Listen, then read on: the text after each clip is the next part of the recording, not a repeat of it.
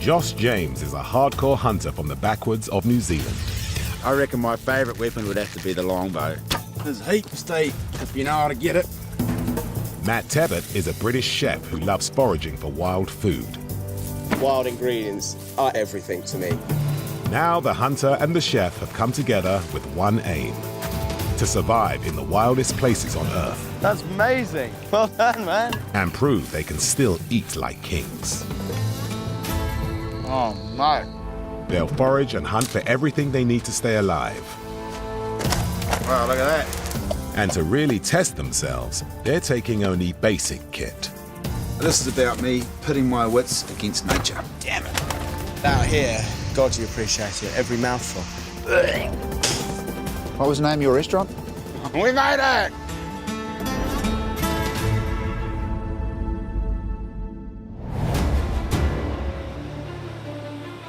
Pulau Tiga, off the coast of Malaysia. A remote tropical island covered in dense jungle, surrounded by reefs.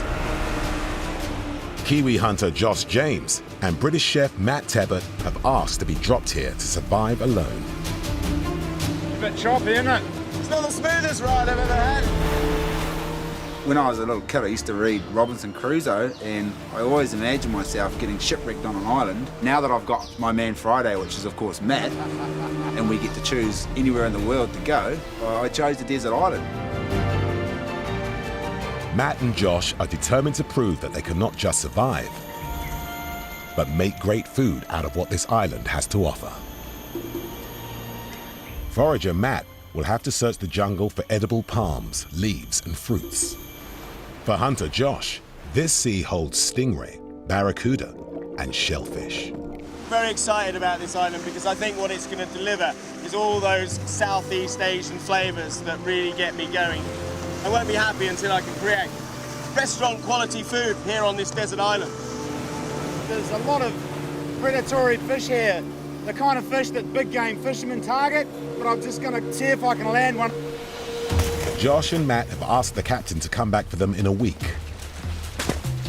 Until then, they'll be surviving on their own. This is home, mate.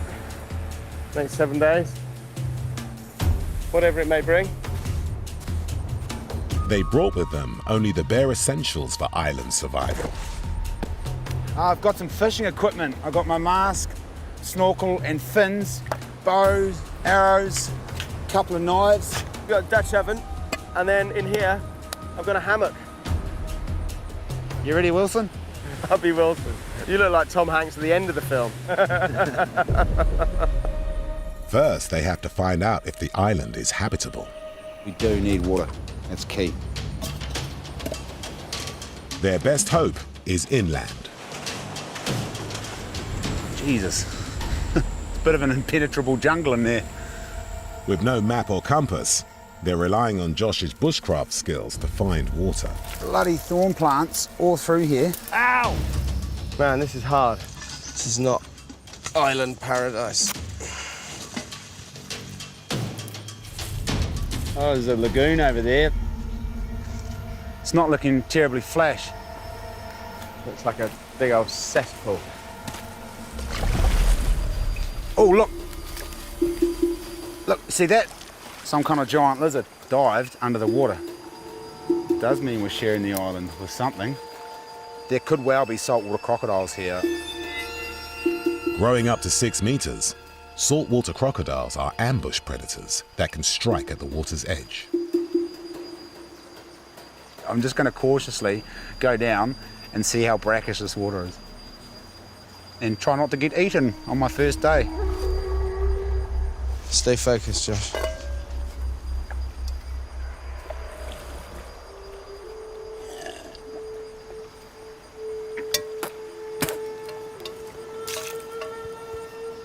So that's still really salty. This is not okay to drink because it's right at the high tide line, so whenever there's storms, the seawater's just going to wash over here and straight into this lagoon. So we're just going to walk around the edge, and hopefully there's a creek that feeds into here, and there should be some fresh water. Hopefully. This is not a good start. Without water, dehydration will kill them in under 3 days. Here's our riverbed. Jeez. We're screwed, basically. Yeah. That could be our island holiday come to a grinding halt. At some point, maybe during the rainy season, there's water will flow down here quite readily. Obviously, not that readily at the moment. We need to keep pushing on, so we'll push up another half a K. Josh knows their best chance of water will be further up the riverbed, but he has no idea how far. So, if we follow this up, we're going to find hopefully some pools. It's starting to get really hot. I have no idea what time it is. Shouldn't be this hard to find water. You're going to spend a day hacking down the forest to get anywhere. Big headache. You okay? Got a headache, eh? Huh? You got a headache. Yeah, I mean, my head was banging on the way in. You got a dry mouth? Yeah. Once you get a dry mouth, then you're basically screwed. Sunstroke kills people, so it's not to be trifled with. Okay. I need to get this water. I need to get it fast. Headaches and exhaustion are early signs of dehydration. They urgently need water. Josh has 15 years of survival experience and knows just where to look. A liana vine. What does that mean? You can get water from these things. Ah. Sure that's... Yeah, well, it's got a smooth bark and the liquid's clear. Now it's dried up. That's desperate state. Let's go. You sure? Yeah. The liquid from the liana vine is enough to keep Matt going. 2 kilometers inland through dense jungle, they reach the source of the river. Water! Oh, that's a concern. There it is. Source of the Nile. It's fine, it's clean, it's not salty. We can drink it, we just need to boil it. Okay. Boil it for 3 minutes, bang. That's not salt water, so in my books, Cool. she's all good. Let's go and boil it. With water on the boil, Josh and Matt now have to set up camp before sundown. It's an interesting choice of knot. What do you call that one? I don't have a name currently for it. It's a chef special. Sorry. I'm wishing I'd been a Boy Scout. That's good. It's not the finest mineral water in the world, but it's good. Couldn't have come before time. Light fading fast, they set out in search of their first meal of the day. We're going fishing. We need some bait. Hermit crabs, bait. I've rigged up a basic fishing line rig. I've just got a sinker on the very bottom. Need to grab one of these hermit crabs out. It's too late to head out to the reef for bigger prey, Put them on my hook. but Josh believes there could be fish to be had from the beach.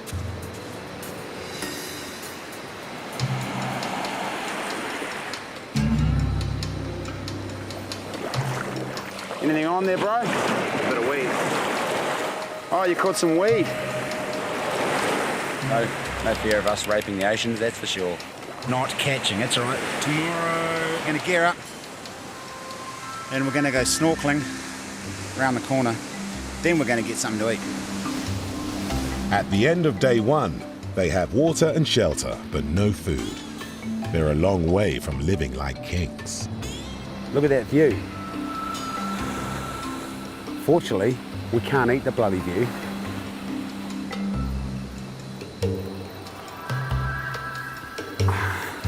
There's hermit crabs everywhere. Not good bait. Ow! Jesus, I don't know if you saw that. That bloody hermit crab nipped me on the foot. Unbelievable. He's got to go.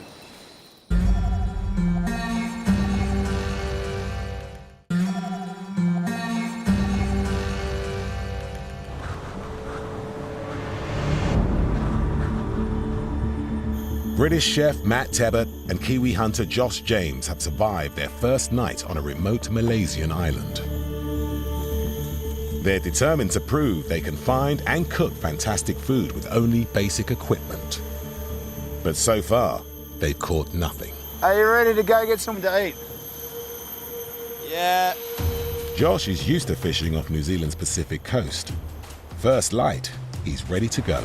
I'm quite excited to get into where the goodies are. I really love free diving and hunting in the ocean. It's great, it really is. You don't know what's out there in the wild blue. Could be bountiful, hoping for good food, like lobster. While Josh dives, Chef Matt sets off to scour the island. Look at all this rubbish. Just chucked off ships or just washed around the world. It's just a shame it all ends up on these beautiful beaches. There's a big old basket up there. I mean, that could be a fish trap. So we might as well utilise it if it's here. So Josh is currently underwater somewhere over there. Chances are we're going to get something. I'm confident. He's very good at his thing. So I'm confident at some point we're going to get fish.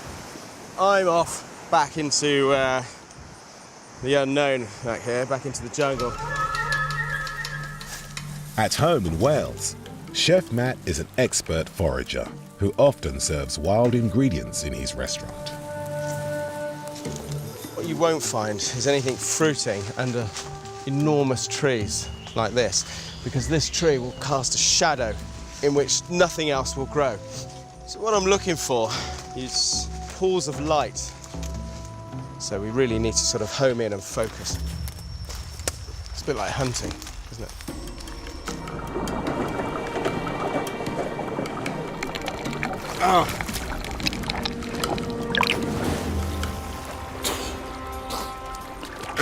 Oh, that was stink as. The visibility is about maybe 2 feet. It's going to take me hours to find anything. I haven't seen any bloody fish.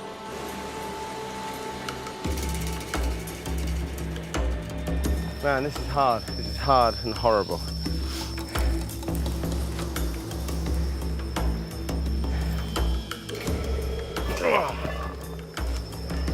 I think we'll go back to the beach, take stock. I've been under there for a couple of hours and there's just nothing down there. There's no fish down there, there's no crustaceans, no crayfish, no crabs. There's nothing. We could be in serious trouble. Day 2 on Pulau Tiga. Josh and Matt have failed to find food on the island.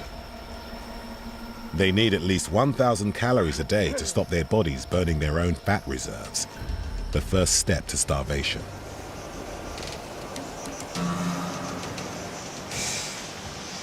Fresh coconut. I can't see any big trees. So perhaps these are getting washed up. Coconuts can survive intact for months at sea. These ones have washed ashore from another island. Ah, there you go. What's that? Water. Coconut water, but water nonetheless. So that's good. Good source of water and a good source of food. Each coconut contains over 1,500 calories, a vital source of energy. Hallelujah! Coconuts, that's good. How'd you go? What's that face for? There's nothing. No fish. Nah, I didn't see any big fish, any parrotfish. It's like a bloody desert out there. It's unbelievable. I got some laundry baskets. There's nothing. We have to get You've out. got 2 laundry baskets there. Okay. This is not the island paradise I expected it to be. I'm not very happy at all, but I'm bloody hungry. We can eat 4 coconuts each a day. That's it. What happens after that? You get the shits. Coconuts are only a short-term fix. Eating too many will cause diarrhea and dehydration. Just need to find some meat, fish. You could eat hermit crabs. I wonder what they taste like. Hermit crab and coconut soup.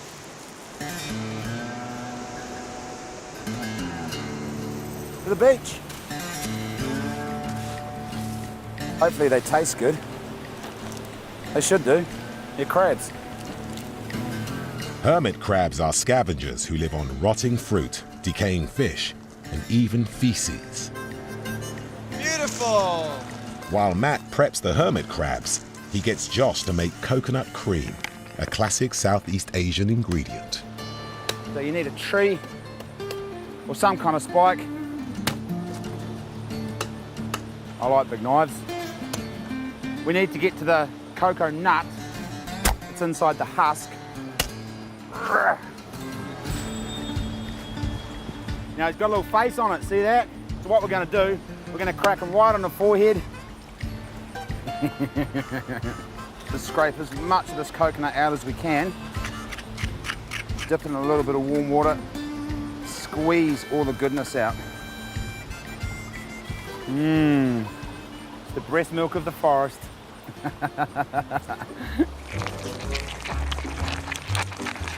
So these, I'm going to treat them like mussels. I'm just going to chuck them in a really hot pan with the coconut. Very, very simple. Beautiful. Amazing. Start of a recipe. It's the start of why I'm here. That's enough. Lid on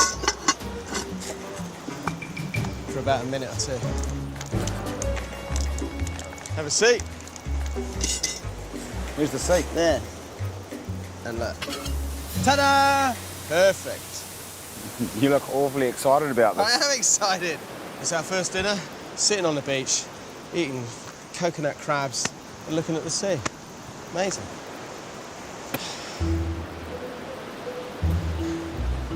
What? Oh, I'm guessing you haven't tasted one yet. No. What's wrong?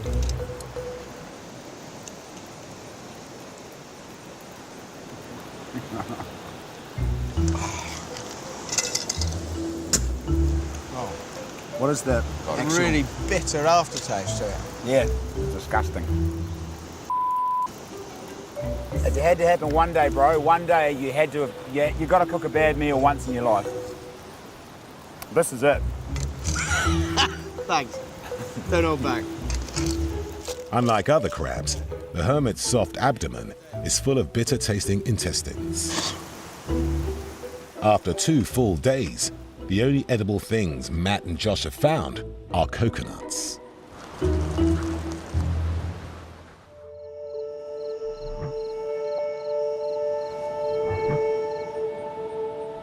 Christ, in all the movies you see with desert islands, there's always fruit trees and it's paradise, but here there's nothing.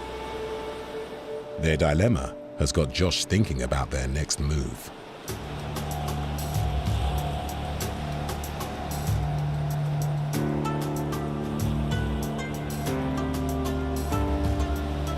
We need to be on that desert island, not this desert island.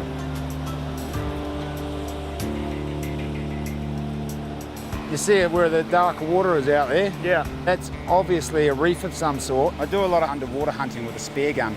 And my experience tells me that's where the predatory fish are going to be. That's where the lobster are going to be. I think so we may have to build a raft or a canoe or some type of vessel to get us out to yonder goodness. All this land. We need to go all the way over there. We need to go over there to get to the good stuff. Ah, Josh believes the darker waters 3 kilometers offshore indicate reefs, which should be richer in fish. In the middle is a sand spit, much smaller than Pulau Tiga. The plan is, if we paddle straight out in the morning when there's no wind, on the way back we can pretty much just hang out and blow back across. Or get blown into the ocean. Or get blown in the ocean, either way. It's a win-win, I see. How is that a win-win? Oh, at least we'll be out there with his fish, not in here with his no fish. So we've got a plan. We've got a dangerous plan, we've got a plan. Yeah? I mean, I have no knowledge of rafts at all. What we're going to do is make a cataraft. Right. What we're looking for is bits of bamboo that don't have big splits. Splits pretty sweet, straight, no cracks. That's what we're after. Sweet. All right. Let's make a raft. Heaps of bamboo. Bamboo's not actually growing on the island, but it's washing up on these beaches from other surrounding islands. It's really good for us. Bamboo's hollow structure makes it float, ideal for raft building. And Josh also makes use of the rubbish that lines the coast. One man's trash is another man's treasure. Is that a hammock? That's going to come in handy as well. Josh's design has a rectangular base with 2 bundles of bamboo strapped to the top. Water containers washed up on the beach provide extra buoyancy. We don't have a heck of a lot of lashing. We've got some old netting and a bunch of twine that we found in a roll. It's going to be a bit ragtaggle, but we should have enough to lash it all up.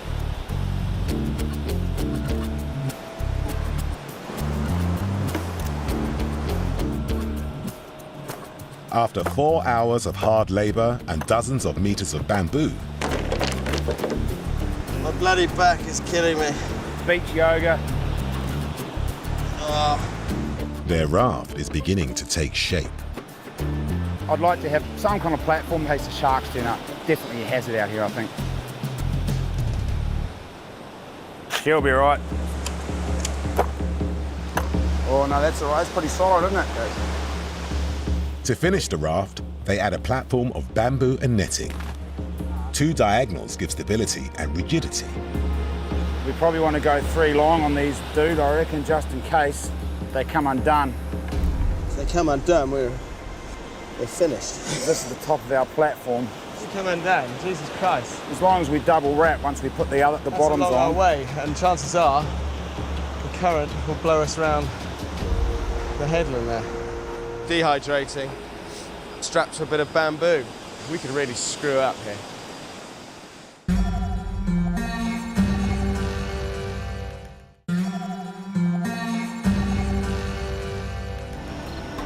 On a remote Malaysian island, Kiwi hunter Josh James and British chef Matt Tebbett are trying to prove they can eat like kings. But 3 days in, they're surviving on a diet of coconuts.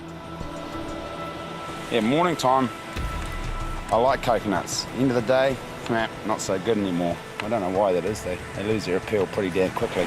They still haven't caught any fish. We tried fishing from the beach last night, this morning, nothing. They're gambling on a homemade raft to get them to better fishing grounds 3 kilometers offshore. You reckon that water's gonna last us, bro? Got it. They're taking 4 liters of water, enough to last a whole day. Come on, let's go. Hey. Oh, here we go, it's a test. Keep it square, bro, keep it square.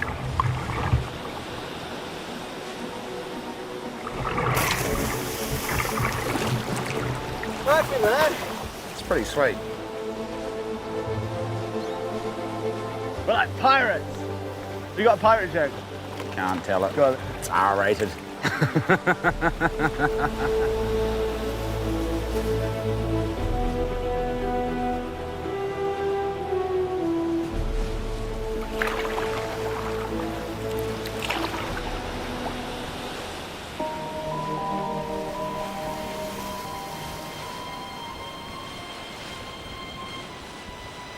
Stinking wind. Come on, man. Paddle. I'm gonna be ready for a sleep. Almost there. Come on, bro. What time do you think it is? 1 o'clock. Stay focused, Matt.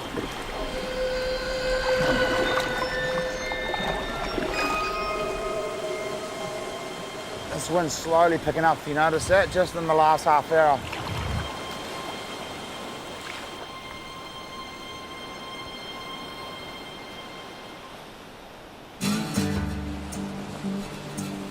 It's taken most of the day to get here, much longer than they expected.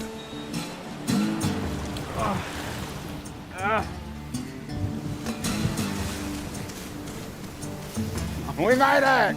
If we had been an hour later, we would have been poked. What's the matter? There's nothing here. And there's certainly not going to be any water. Pull yourself together, man. Let's get something to eat. With no fresh water, this sand spit is uninhabitable. But it's now too late to make it back to Pull Tiga before dark. The water we have is what we came with, which isn't a lot. Our time on this island is limited. Doesn't matter how bloody good the fishing is. Josh fishes the sea off New Zealand with a high-powered spear gun. Here, he has to improvise. Oh, we're just looking for a good, straight, skinny piece of wood to make a spear with. I'm going to use some of my slingshot rubber as an engine, so to speak, to drive the spear. A Hawaiian sling, it's called. But fingers crossed this is going to do the job. Bloody hope so. We're pretty hungry. One broadhead arrow. Now all we have to do is bind that to this end of the shaft. Using this rubber, you stretch it up, hold onto it there, and then it just gives a little bit more thrust when you get close to the fish and jolts forward and catches them by surprise. It's pretty hard to spear a fish just by thrusting because they're so fast. As soon as you start thrusting, they'll take off and you completely miss a little into it. The sand spit protects the reefs from strong currents. This means less silt, clearer waters, and more fish.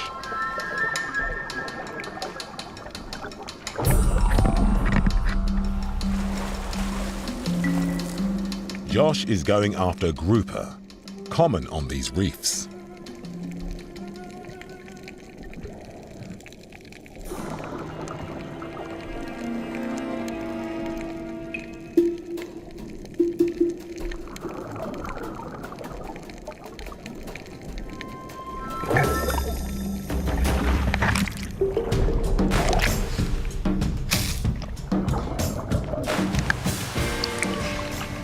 Tidy.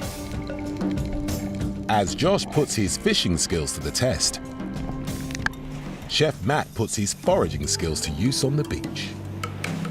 The one thing that there is in abundance on this island is seaweed. This stuff is great. This is called green caviar or sea grapes, and you can see why. I mean, this alone will keep us going because it's packed full of nutrients, it's packed full of iron. You can eat it raw, and it gives the most beautiful kind of popping sensation in your mouth, just like caviar does, and that's what people pay a lot of money to experience, and here it is in the wild for free. With a fish in the bag, Josh looks for shellfish under the rocks. As a practiced free diver, he can stay underwater for up to 3 minutes. But after a diet of coconuts, energy levels are low.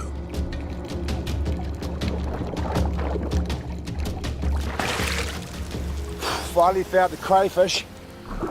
Little jammed under there. So I'm gonna have to get the spear in there. I wish I had a better breath hold.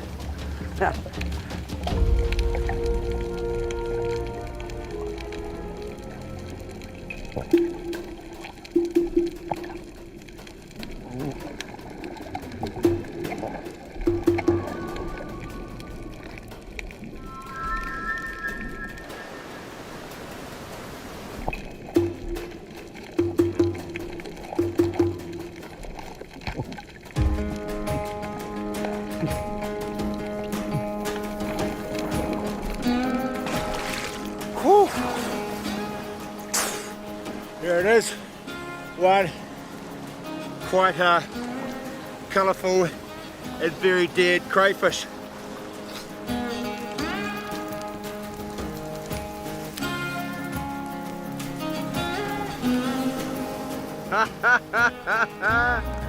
Oh my God, good work.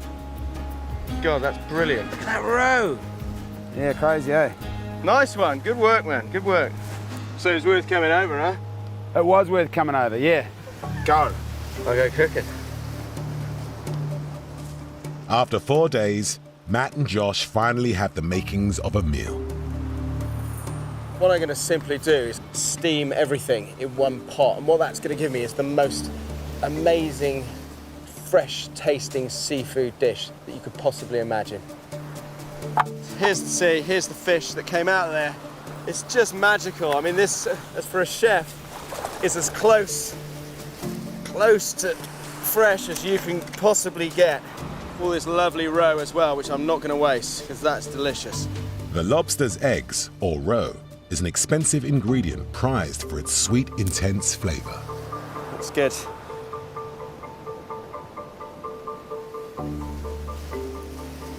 Here's my fresh seawater. Then the seaweed's going to go in. That's going to form a really nice base layer, and it's going to steam all that fish beautifully. And then finally, this beautiful lobster. And I'm going to put that on the shell side down, so it's not going to cook too hard. I'm going to look at that in about 5-10 minutes, but I shouldn't imagine it's going to take much more than that. Right, you ready to eat? 4 days of coconuts, I'm pretty hungry. Ta-da! Oh, that looks good. Smell that. Beautiful. Can we eat it instead of looking at it? No, it smells amazing. That's seaweed. Have you eaten seaweed before? I'd rather eat the fish. Can I eat the fish, please? No, gorgeous. Try the meat. It's good. Sure beats coconuts. That grouper is bloody lovely. That's so soft. It's tender, isn't it? Oh my God, that's good. Yeah, try these. So these are sea grapes, and they burst in your mouth like caviar. Good, aren't Good texture, eh? they? Yeah. It takes ages and ages to put the simplest meal together. 4 days in one pot, basically. That's A lot nice. of blood, sweat and tears went into that. Well Yeah. worth the effort. It's so much harder than I thought it was going to be. This isn't the kind of the tropical paradise that's going to throw food at you, and everything just takes it out of you because you're just lacking in energy, really. But that's You great. must be knackered, you poor all of that chopping and stirring, poking. I really feel for you. Bloody hell. All right, fair enough. You're gonna see right here, there's no rain coming.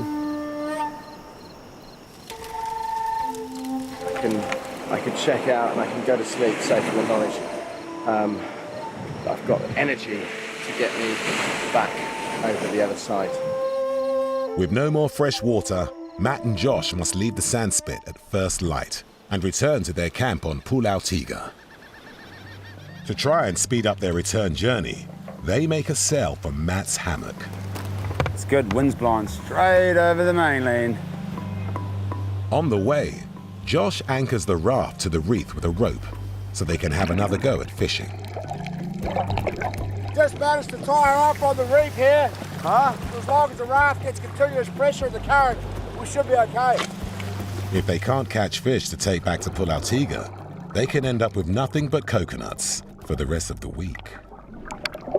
So Josh is currently nowhere to be seen, so I'm going to do a spot of fishing of my own. Nobody's going to interrupt me, nobody's going to tell me that I'm doing it wrong, and I'm going to enjoy the peace and quiet. Bum, bum, bum, bum.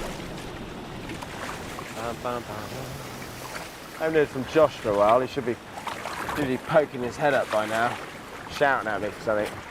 A knife. Bait, give me bait. Give me something, give me a knife. But, I don't know, been away with it. Hang on. Right. Okay, now we got a problem. We bloody come a trick. Surround the reef. Josh! Josh's makeshift anchor has failed. Josh! Matt is now drifting towards open water. Josh! Josh! And Josh is nowhere to be seen.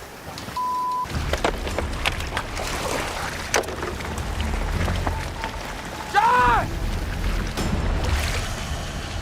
Josh!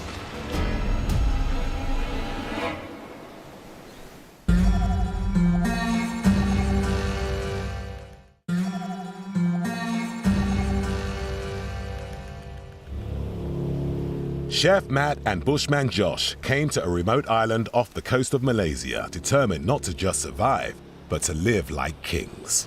Josh! But on a fishing trip, their raft has come loose and Matt's now drifting. Out there, towards bloody Java. And Josh is nowhere to be seen. No water, on my own, on a broken raft. Not good.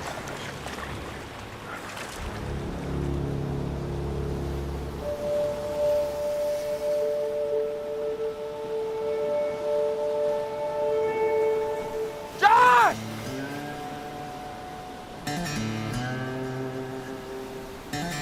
I'm drifting, you idiot! I guess that's our fishing trip over. Better go save him, mate.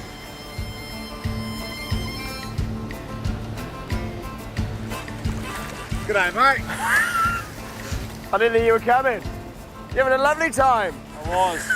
I could hear you yelling and screaming. Yeah, well, I've nearly lost my bloody voice. Yeah, I figured I'd better come back to the raft. Wind's picked up quite quickly, eh? Look where we were this morning, bro. See it now. We were at the top of that island and now we're down the bottom of the bloody island. With no water left, they must get back to Pulau Tiga. Come on, paddle. Look, I'm the captain of the ship, okay? you're not. This is Mutiny. my ship. There's mutiny already.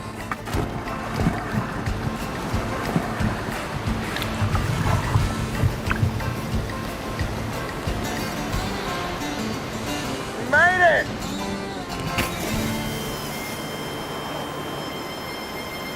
Nailed it. That was great. That was real adventure. I like that. That was good. Downside is now we're back here. We're going to eat for dinner. We've got coconuts. This is a bit It's rubbish. Although I don't want to eat this one. It's still got a face. Does that cheer you up? That was your Josh is drifting away face. It looks like you.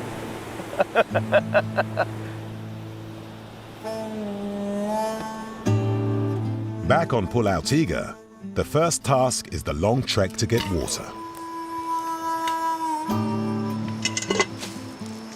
This is a long way to come for some water.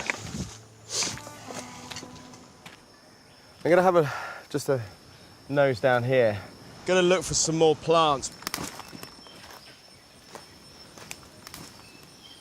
Oh my God. Oh my God, that's amazing. This is something quite special, quite unique. This is called a nibong palm. And the bit you eat is about 1 metre from the top. It's a vegetable, but it's no ordinary vegetable. See, this would be up there with the very finest New Season's white asparagus. This is really, really expensive. And the reason it's so expensive is because just look at it. Look at these spines. They're absolutely razor sharp. Not quite like picking your own at the local farm.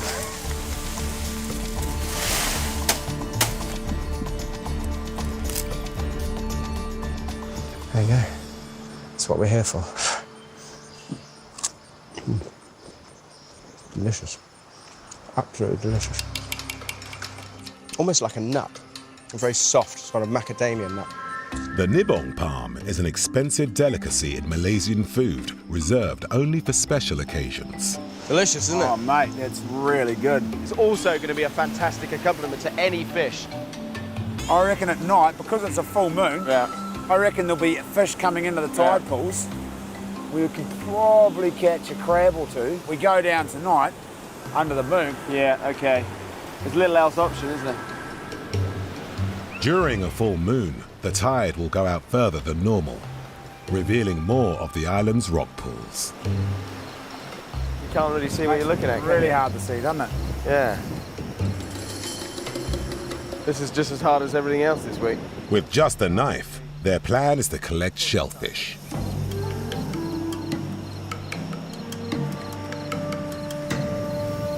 So this is our last-ditch attempt at finding some food on this island. Not much meat on that sucker, is there? Catch and release.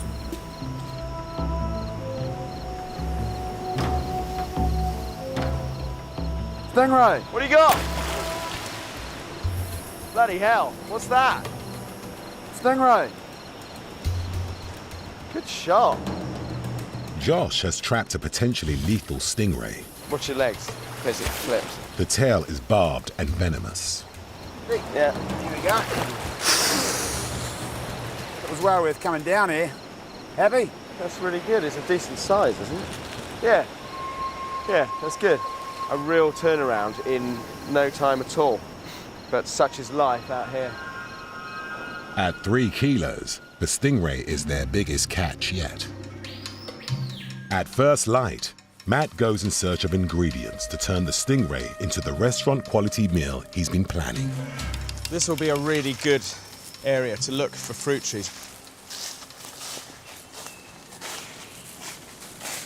This plant is directly under the sun, and it looks a little bit different to all those around it. It's got a different leaf structure.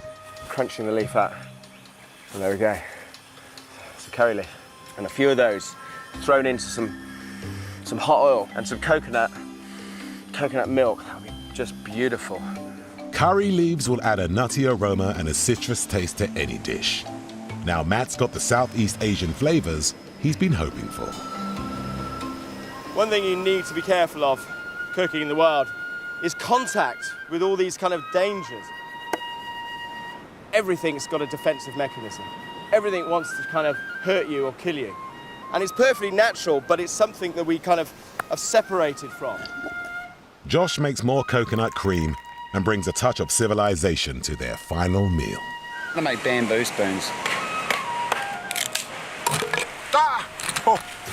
Till now, we've just been getting by, you know? We've been surviving. We've been doing little other than sticking things in fire. And any old monkey can do that. But that's not why I'm here. This is one stage I don't want to cock up. Oh, Take 2. Sitting here on a beach to get away from all the nonsense of Michelin stars, inspectors, and all that crap. It's really liberating.